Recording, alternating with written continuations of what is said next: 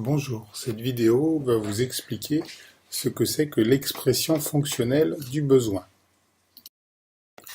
Tout d'abord, la formalisation du besoin. Autrement dit, comment formuler, comment dire, de façon précise le besoin auquel doit répondre un objet technique.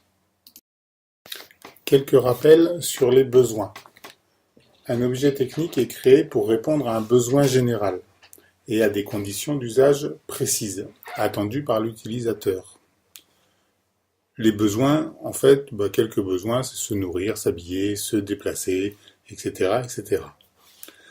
Les besoins évoluent au cours du temps en fonction des progrès techniques, c'est-à-dire les solutions techniques, les moyens de production, les matériaux et énergies qui évoluent, des structures sociales, autrement dit les modes de vie, ou économiques, c'est-à-dire le pouvoir d'achat.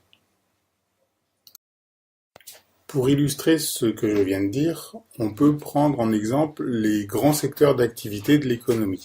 Chacun, on peut imaginer qu'ils répondent à un besoin général de l'homme. Par exemple, l'agroalimentaire répond au besoin de se nourrir. L'habitat répond au besoin de se loger. Les transports, de se déplacer. La santé répond au besoin de se soigner. Les loisirs, de se distraire. Et la communication, comme son nom l'indique, de communiquer. Voilà. À toi maintenant de prendre une feuille de classeur et de noter en titre le titre de la diapo, puis de faire un tableau avec 2 colonnes.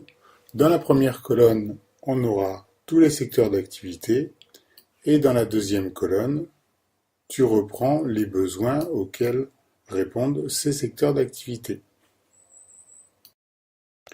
L'expression et la validation du besoin.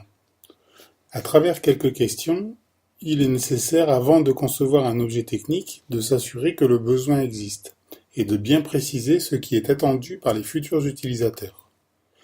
Les informations permettant de valider ce besoin peuvent être collectées auprès d'eux, c'est-à-dire qu'on peut leur poser des questions, les interroger, faire un questionnaire, une enquête, etc., etc.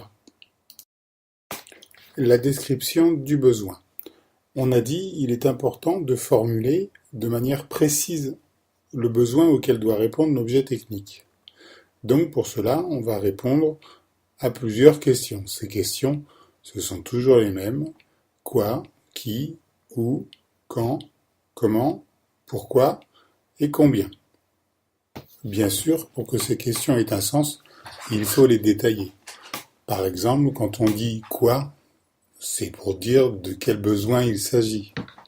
Quand on dit qui, une possibilité de question, c'est quelles sont les personnes qui sont concernées par ce besoin.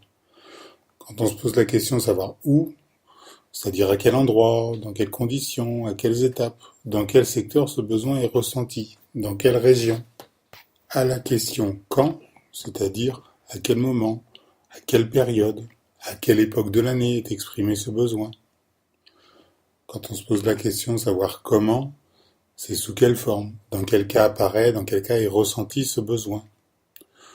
Pourquoi, c'est quelles sont les raisons qui ont fait apparaître ce besoin. Combien, c'est par exemple combien de personnes sont concernées par ce besoin. Pour l'instant, cette description du besoin reste un petit peu abstraite. Donc le mieux, c'est de prendre un exemple. Un exemple de réfrigérateur. Ce prototype de colocation frigo. Alors, plutôt que de décrire cet objet, je vais décrire le besoin auquel pourrait répondre cet objet. Ce prototype, pour l'instant, il n'existe pas en grande série. À la question quoi, c'est-à-dire de quel besoin s'agit-il, comme pour tous les réfrigérateurs, c'est de conserver les aliments par le froid. À la question qui, ce sont des étudiants qui louent des appartements ou un appartement à plusieurs, on appelle ça des colocataires, et qui veulent disposer chacun d'un réfrigérateur individuel. Ou, le plus souvent c'est en zone urbaine, c'est-à-dire en ville, dans un appartement, pour des étudiants qui le plus souvent consacrent peu de temps à fabriquer des repas. Quand?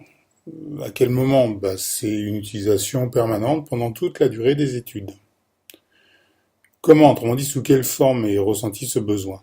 Les étudiants en colocation peuvent avoir des habitudes alimentaires ou des rythmes de vie spécifiques. Ils préfèrent disposer d'un espace personnel pour conserver leurs aliments à eux. Pourquoi? Pourquoi il y aurait besoin de frigo de colocation? Parce qu'il y a besoin de colocation. Pourquoi est-ce que les étudiants vont en colocation? Parce qu'ils ne peuvent pas avoir un logement individuel. Combien de personnes sont concernées par ce besoin? Dans les grandes agglomérations, en zone universitaire, la colocation, ça peut aller jusqu'à 10% des logements. Après avoir décrit le plus précisément le besoin auquel doit répondre notre réfrigérateur, nous pouvons maintenant valider le besoin. Valider le besoin, c'est répondre à 3 questions essentielles. À qui notre réfrigérateur va-t-il rendre service? Sur quoi il va agir? Et dans quel but? Donc si on reprend ces 3 questions, et surtout si on y répond, à qui rend-il service? Aux étudiants colocataires. Sur quoi il va agir? Sur les aliments. Et dans quel but? De conserver les aliments. Quand nous avons répondu à ces 3 questions, nous avons validé le besoin, c'est-à-dire que nous avons dit « oui, effectivement, un besoin existe ». Nous pouvons maintenant concevoir notre objet technique.